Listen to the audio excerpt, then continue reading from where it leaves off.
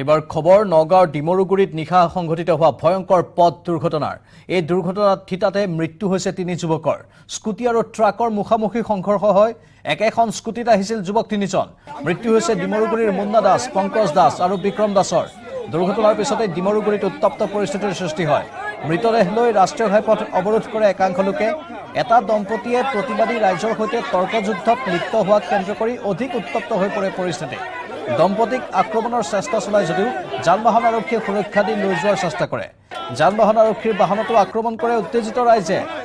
নগাঁও সদৰ আৰক্ষী থানাৰ ভাৰপ্ৰাপ্ত বিষয়া মনোজ ৰাজবংশী ঘটনাস্থলীত উপস্থিত হৈ পাছত পৰিস্থিতি নিয়ন্ত্ৰণ কৰে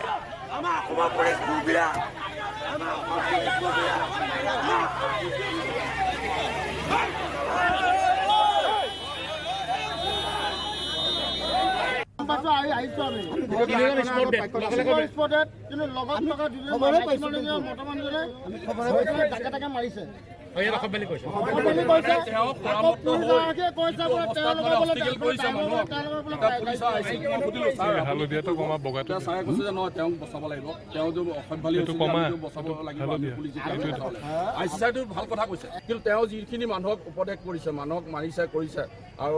মাইকীজনীয়ে যিখিনি মানে কৈছে এইটো বিচাৰ আমি বিচাৰ নহয় যদি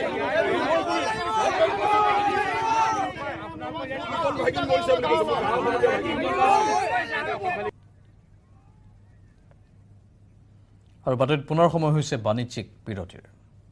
কেৱল ষ্ট্ৰং নহয় মাইথান ষ্ট্ৰং মাইথান ষ্টীল নিৰ্মাণৰ মানদণ্ড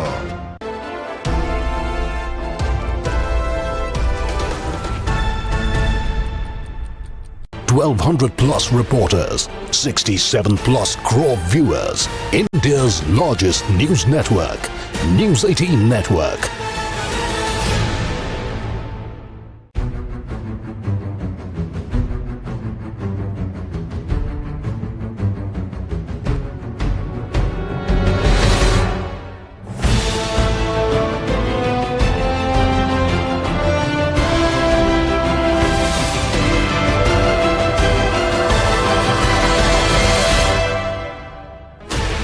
Sixteen channels, 15 languages, 26 states, 1,200 plus reporters, 67 plus crore viewers. India's largest news network, News 18 Network.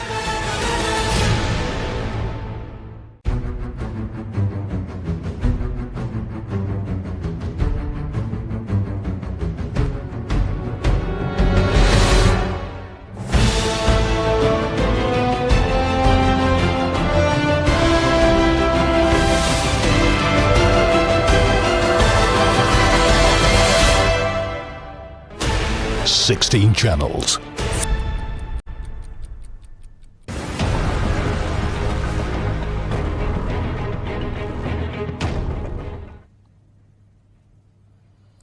বিশ্ব ৰেকৰ্ডৰ বাবে অহা একাংশ বিহুৱা বিহুৱতীৰ হাহাকাৰ নিশা গুৱাহাটীত সোমোৱাৰ পিছতে আলৈ আথানি বিহুৱা বিহুৱতীৰ থকা খোৱাৰ সুবিধা নথকা দুপৰ নিশালৈ ৰাজপথতে কটালে বিহুৱা বিহুৱতীৰ দলে প্ৰশাসনে সুব্যৱস্থা নকৰাত আলৈ আথানি হল ধুলিয়া নাচনীৰ দলৰ নিশা ৰয়েল গ্লোবেল ইউনিভাৰ্চিটিত উত্তপ্ত পৰিস্থিতিৰ সৃষ্টি হয় গিনিজ বুক অফ ৱৰ্ল্ড ৰেকৰ্ডৰ বাবে ডিব্ৰুগড় জিলাৰ পৰা আহিছিল ধুলিয়াৰ দল খাদ্য আৰু থকা ঠাইৰ অভাৱৰ বাবে উত্তপ্ত পৰিস্থিতিৰ তাত উদ্ভৱ হয় প্ৰশাসনৰ লোকক আবদ্ধ কৰি জবাবদিহি কৰিলে বিহুৱা দলটোৱে নিশা সৰু সজাইলৈ লৈ গ'ল এই বিহুৱা বিহুৱতীৰ দলক উপায়ুক্ত আৰু চিপি গৈ পৰিস্থিতি পাছত নিয়ন্ত্ৰণ কৰে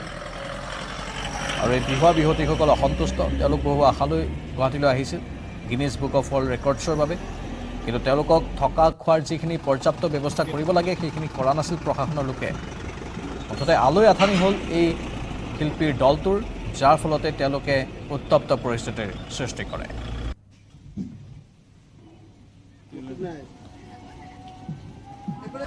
গিনিজ বুক অফ ৱৰ্ল্ড ৰেকৰ্ডৰ বাবে বিহুক উপস্থাপনৰ বাবে চৰকাৰে চলোৱা প্ৰস্তুতিত এই বিশৃংখলতা বোকাখাত ৰাজহুৱা খেলপথাৰত বিহুৱা বিহুৱতীৰ হাহাকাৰময় পৰিস্থিতি গুৱাহাটীলৈ আহিবৰ বাবে সোমবাৰে দিনৰ 1 বজাতেই বোকাখাতৰ খেলপথাৰত উপস্থিত হৈছিল যদিও গধূলি পৰ্যন্ত বাছৰ ব্যৱস্থা নোহোৱাত নাচনী ঢুলীয়া আৰু অভিভাৱকসকলে তীব্ৰ অসন্তুষ্টি প্ৰকাশ কৰে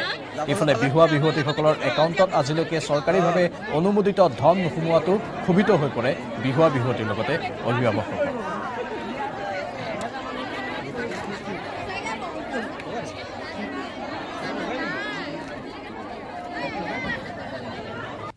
পানীও খাবলৈ পোৱা নাই আমাক 6খন বাছ প্ৰভাইড কৰিছিলে কিন্তু আমি এতিয়া এখনো বাছত উঠিব পৰা নাই আমি উঠিছোঁ আৰু নামি গৈছোঁ আমাক উঠোৱাৰ পাছত নমাই দিয়া হৈছে বেলেগ সমষ্টিৰ মানুহ আহি সোমাই দিছেহি আমাক উঠিবলৈ দিয়া নাই গালি গালাজ পাৰি বিভিন্ন গালি গালাজ পাৰি আমাক নমাই দিয়া হৈছে আৰু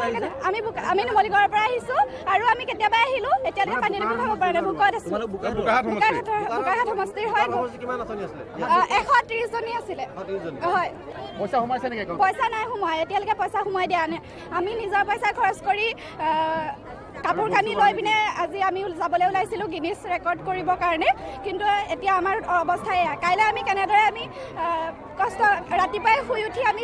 ৰিহাৰ্চল কৰিমগৈ এবটল ঠাণ্ডা পানী গাড়ীত পাইছিলোঁ তাকে খালোঁ এতিয়ালৈকে আমাৰ কোনো কেয়াৰ লোৱা নাই এতিয়া আমি যাবৰ কাৰণে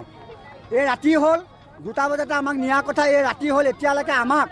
এখন গাড়ী ব্যৱস্থা কৰি দিব পৰা নাই ইয়াতে গোটেই ইখন গাড়ী ইজন উঠে নমাই দিয়ে সিখন গাড়ী এটা গ্ৰুপ উঠে নমাই দিয়ে গোটেই আমাৰ মহিলা নাচনীখিনি বা পুৰুষসকল ঢুলীয়াসকল আমাৰ অৱস্থা কাহিলি গৈছে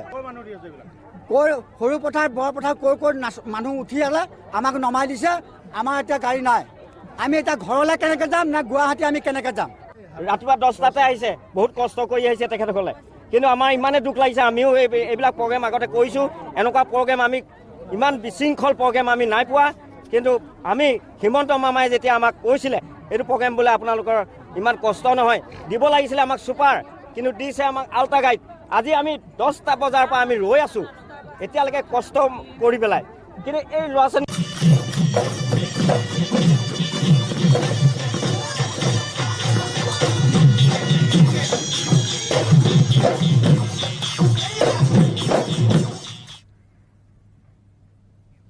সকলোৰে গাত এতিয়া বিহু লাগিছে কাৰণ হেপাহৰ ৰঙালী বিহুলৈ মাজত মাত্ৰ 2 দিন ৰাজ্যৰ প্ৰান্তে প্ৰান্তে বিহু টিকা ধৰিবলৈ সাজু প্ৰতিজন অসমীয়া আখৰাত ঢুলীয়া নাচনী ব্যস্ত থকাৰ সমান্তৰালকৈ আখলত বিবিধ পিঠাপনা বনোৱাত ব্যস্ত মহিলাসকল গহপুৰৰ মিছামাৰীত ৰাজ্যিক গ্ৰামীণ জীৱিকা অভিযান সমিতিৰ উদ্যোগত অনুষ্ঠিত হৈছে বহাগী মেলা বিধে বিধে পিঠাপনা জলপানৰ লগতে ঘৰতে উৎপাদিত সামগ্ৰীসমূহ উপলব্ধ হৈছে এই মেলাত গোটৰ মহিলাসকলে তৈয়াৰ কৰা তিল পিঠা তেল পিঠা লাৰু জলপান আদি উভৈনদী হৈ পৰিছে বহাগী মেলা আৰু এই সন্দৰ্ভত আমাৰ সাংবাদিক পলাশ ফুকনৰ এক প্ৰতিবেদন আগবঢ়াইছো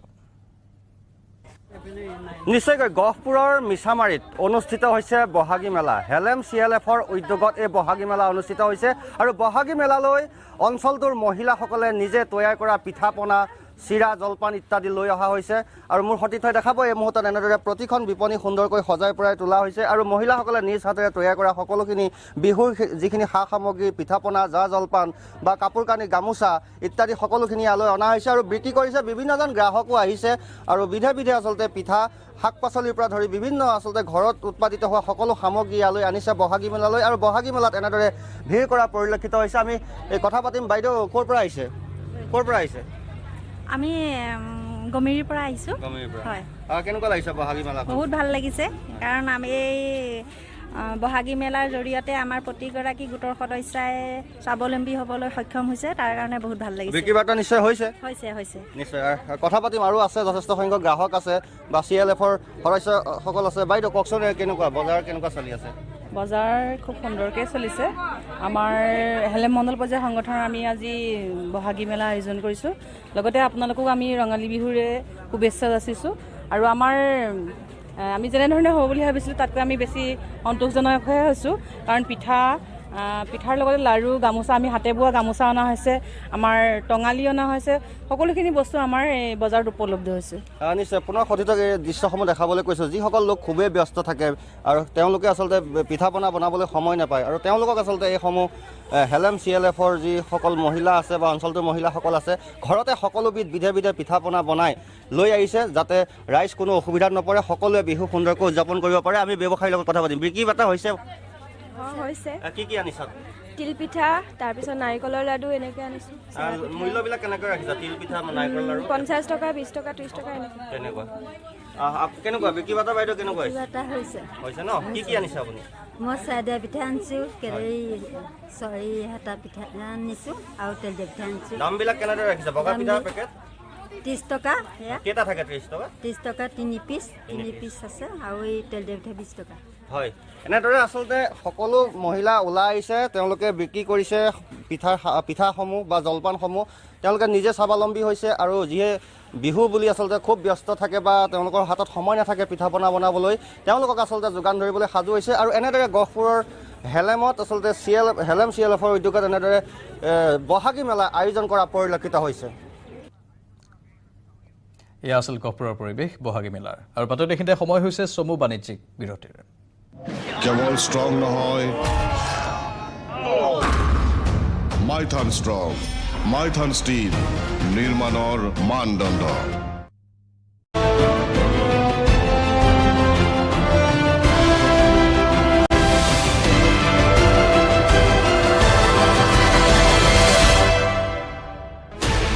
16 channels,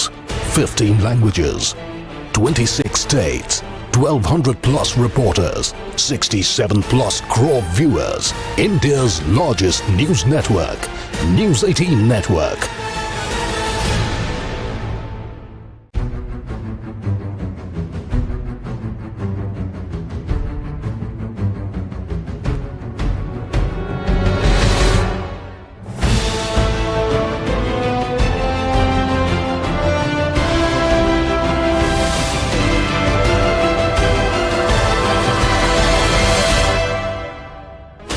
Sixteen channels, 15 languages, 26 states, 1,200 plus reporters, 67 plus crore viewers. India's largest news network, News 18 Network.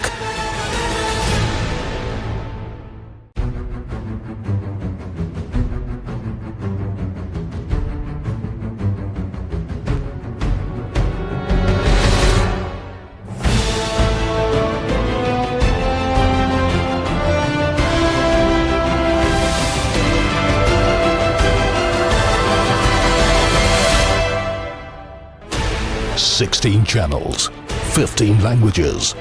26 states, 1,200 plus reporters, 67 plus crore viewers. India's largest news network, News 18 Network.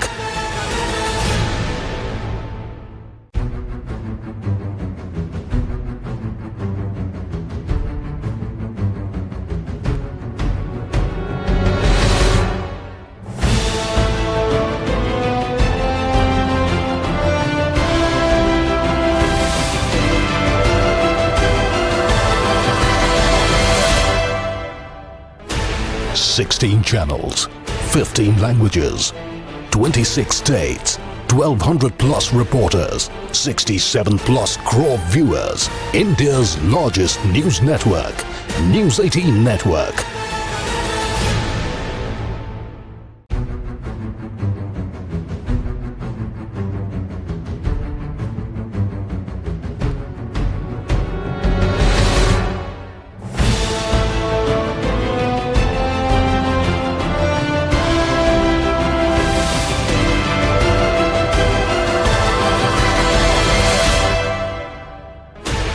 Sixteen channels, 15 languages, 26 states, 1,200 plus reporters, 67 plus crore viewers. India's largest news network, News 18 Network.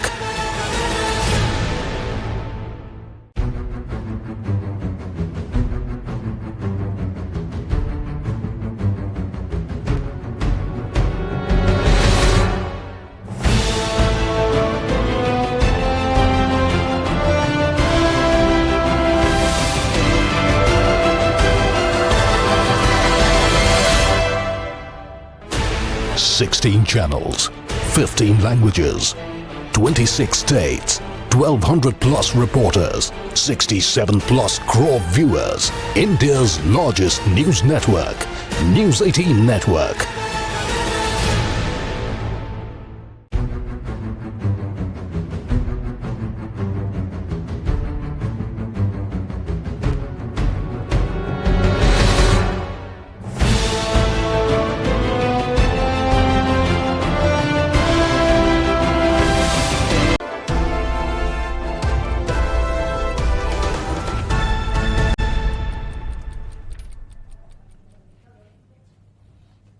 অৰুণাচলৰ ৱালঙৰ পৰা আজি ডিব্ৰুগড়ত উপস্থিত হ'ব কেন্দ্ৰীয় গৃহমন্ত্ৰী অমিত শ্বাহ। ডিব্ৰুগড়ৰ মানকটা খেলপথাৰত বিশাল জনসভাত অংশ ল'ব কেন্দ্ৰীয় গৃহমন্ত্ৰী অমিত শ্বাহে। ডিব্ৰুগড়ৰ জীৱন ফুকন নগৰত বিজেপিৰ আঞ্চলিক কাৰ্যালয়ৰ আধাৰশিলা স্থাপন কৰিব অমিত শ্বাহে। ভাৰ্চুৱেলি ভূমি পূজন আৰু আধাৰশিলা স্থাপন কৰিব অমিত শ্বাহে। ভৱেশ কলিতা, সৰ্বানন্দ সোণোৱাল, কামাখ্যা প্ৰসাদ তাছাৰ লগতে প্ৰশান্ত ফুকনসহ আন নেতাৰ উপস্থিতিত এই কাৰ্যসূচী গ্ৰহণ কৰা হ'ব। অনুষ্ঠানৰ পিছতে ডিব্ৰুগড়ৰ পৰা দিল্লীলৈ ৰাওনা হ'ব অমিত শ্বাহ। আমি পোনপটীয়া সম্প্ৰচাৰ আগবঢ়াম আপোনালোকৰ বাবে, যিহেতু ডিব্ৰুগড়ত বিস্তৃত কাৰ্যসূচী গ্ৰহণ কৰা হৈছে। আমাৰ সাংবাদিক জেছিম আহমেদ বৰ্তমান লাইভত আছে। জেছিম, ইতিমধ্যে বহু নেতা আহি তাত উপস্থিত হৈছে। কেন্দ্ৰীয় গৃহমন্ত্ৰীগৰাকী কিমান সময়ত আহি উপস্থিত হ'ব? হয় প্ৰাঞ্জল, প্ৰায় 12:35 ডিব্ৰুগড়ৰ যি মোহনবাৰী বিমানবন্দৰ আছে, মোহনবাৰী বিমানবন্দৰত আহি কেন্দ্ৰীয় গৃহমন্ত্ৰী অমিত শ্বাহ উপস্থিত হ'ব। তাৰ পাছতে 12:50 তেওঁ যি ডিব্ৰুগড়ৰ মানকটা খেলপথাৰত, মানকটা চাহ বাগিচা খেলপথাৰ যিখন আছে, সেই তাত আচলতে জনসভাত অংশগ্ৰহণ কৰিব। আৰু তাৰ পৰাই মই পূৰ্বেও কৈছোঁ যে তাৰ পৰাই সেই যি মাংগলিক কাৰ্যসূচী হ'ব, ভূমি পূজনৰ লগতে শিলান্যাসৰ, আচলতে বিজেপিৰ আঞ্চলিক যিটো কাৰ্যালয় হ'ব, উজনিৰ মুখ্য কাৰ্যালয় বুলিয়ে ক'ব লাগিব, সেই কাৰ্যালয়ৰ আচলতে ভাৰ্চুৱেলি তেওঁ যি কাৰ্যসূচী আছে সেয়া সমাপন কৰিব। আৰু তাৰ এই একে সমান্তৰালকৈ তাতে প্ৰায় বিজেপিৰ নেতৃত্বৰ মতে প্ৰায় 30,000 পৰা 40,000 লোকৰ সমাগম হ'ব, য'ত এখন জনসভাও সম্বোধন কৰিব মন্ত্ৰীগৰাকীয়ে। আৰু মই বৰ্তমান প্ৰাঞ্জল সেই দৃশ্য দেখুৱাম। আচলতে এয়াই সেই ঠাই, এয়াই যি মাংগলিক কাৰ্যসূচী, আচলতে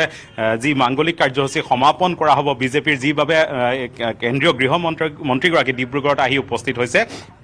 এয়াই আচলতে সেই জীৱন ফুকন নগৰৰ সেই ভূমি, য'ত মাংগলিক কাৰ্যসূচী সমাপন হ'ব। আৰু তাৰ বাবে ইতিমধ্যে পূৰ্ণ প্ৰস্তুতি আচলতে বিজেপিৰ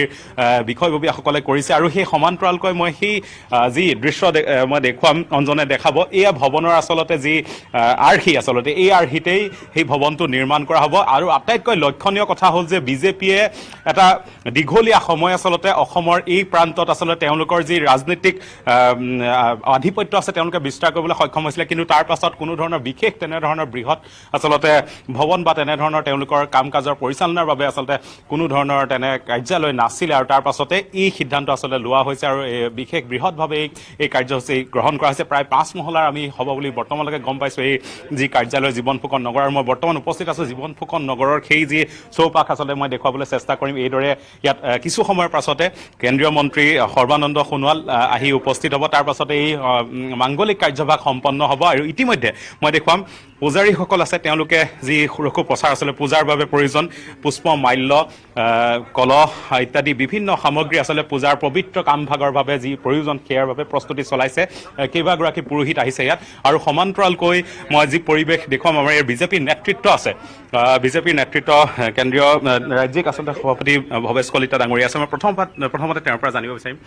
কেনেধৰণৰ প্ৰস্তুতি চলিছে আৰু গোটেই প্ৰক্ৰিয়াটো কেনেধৰণে সমাপন? ইতিমধ্যে সকলো ধৰণৰ প্ৰস্তুতি সম্পূৰ্ণ হৈছে। কিছু সময়ৰ পিছতে আমি আনুষ্ঠানিকভাৱে মাংগলিকভাৱে এই যিটো আমাৰ মাণ্ডলিক ডিব্ৰুগড়ত কাৰ্যালয় হ'ব ভাৰতীয় জনতা পাৰ্টি, এই কাৰ্যালয়ৰ মাংগলিক আধাৰশিলা আমি ভূমি পূজন ইয়াত কৰিম। আৰু কৰাৰ পৰৱৰ্তী সময়তে আমি ৰাজহুৱা সভাত আমাৰ দেশৰ গৃহমন্ত্ৰী আৰু ভাৰতীয় জনতা পাৰ্টীৰ জ্যেষ্ঠ নেতা পৰম শ্ৰদ্ধেয় অমিত শ্বাহজীৰ হাতেৰে আনুষ্ঠানিকভাৱে ইয়াৰ আধাৰশিলা স্থাপন কৰা হ'ব। লগতে এই সভাত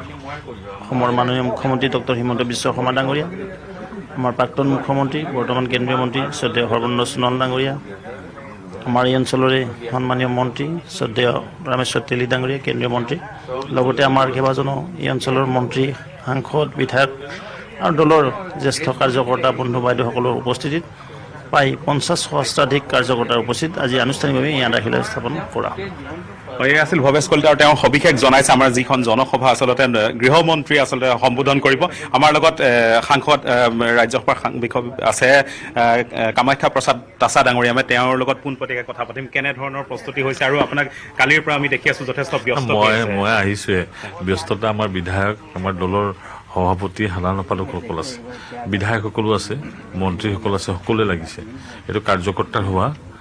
পিয়ৰলি আমি কাৰ্যকৰ্তাসকলক অনাৰ কথা চিন্তা কৰিছোঁ। আৰু যিহেতু কাৰ্যালয় ভূমি পূজন আৰু আধাৰশিলা হ'ব, আৰু প্ৰাক্তন সভাপতি আৰু আপুনি জানে চাগে সকলোৰে মৰমৰ আমাৰ অমিত শ্বাহ ডাঙৰীয়া আহিব, মুখ্যমন্ত্ৰী ডাঙৰীয়াটো থাকিবই, সৰ্বানন্দ সোণোৱাল ডাঙৰীয়া আহিব। গতিকে এটা ভাল পৰিৱেশ। আমাৰ ৰাজ্যিক সভাপতি ভৱেশ কলিতা ডাঙৰীয়াটো এসপ্তাহ ধৰি ইয়াত পৰ্যবেক্ষণ কৰিছে। ফণীন্দ্ৰনাথ শৰ্মা ডাঙৰীয়া আহিছে, সকলো দলৰ কাৰ্যকৰ্তাসকলৰ মনত এটা উৎসাহ আছে আৰু ডিব্ৰুগড়ৰ স্থানীয় কাৰ্যকৰ্তাসকলৰ উৎসাহ আছে ইয়াত যথেষ্ট সংখ্যক মানুহ হ'ব বুলি আমি আশা কৰিছোঁ আৰু কাৰ্যালয়টোৰ যোগেদি চাওক দলৰ কাৰ্যালয়টো এইকাৰণে বনাব খুজিছে যে চৰকাৰৰ কাম কাজ পৰ্যবেক্ষণ কৰিবৰ কাৰণে সুবিধা আৰু জনসাধাৰণৰ ওচৰলৈ কাম কাজবিলাক লৈ যাব পাৰি দলৰ কৰ্মীৰ দ্বাৰা কেৱল চৰকাৰী বিষয়াৰ দ্বাৰাই কাম কাজবিলাক হ'ব এই কথা ভাবিব নালাগে চৰকাৰী বিষয়া বা MLA মন্ত্ৰীৰ দ্বাৰাই হ'ব এই কথাটো নহয় সাংসদৰ দ্বাৰাই হ'ব তেনেকুৱা নহয় দলৰ কাৰ্যকৰ্তাসকলক সক্ৰিয় কৰিলেহে শেষ পৰ্যন্ত মানুহখিনিয়ে বস্তুটো পাব পাৰে এই চিন্তাটোহে আচলতে ভাৰতীয় জনতা পাৰ্টি আছে গতিকে ভাল হ'ব আচলতে কেনেধৰণে দলৰ কাৰ্যকৰ্তাসকলক উজনিত যথেষ্ট সক্ৰিয় বিজেপি দলৰ যি নেতৃত্ব আচলতে সেইসকলক কেনেধৰণে আৰু এনেধৰণেই সকলো সাজু হৈছে আজি অমিত শ্বাহক আদৰিবৰ বাবে আৰু লগতে নতুন কাৰ্যালয়ৰ ভূমি পূজন তাত হ'ব বহু কাৰ্যকৰ্তা উপস্থিত হ'ব পৰৱৰ্তী সময়তো পোনপটীয়া সম্প্ৰচাৰ দেখুৱাই থাকিম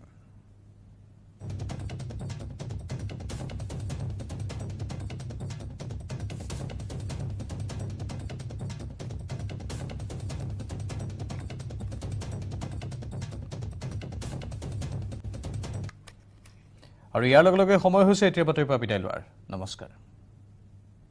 ষ্ট্ৰং নহয়